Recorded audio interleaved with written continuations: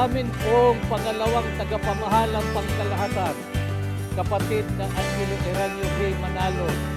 Kami po dito sa distrito ng Sultan Kudarat ay bumabati po sa inyo ng maligayang kaarawan.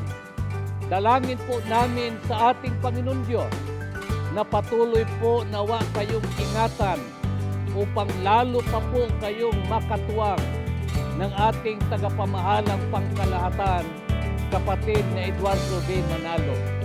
Happy birthday po! Mahal na mahal po namin kayo.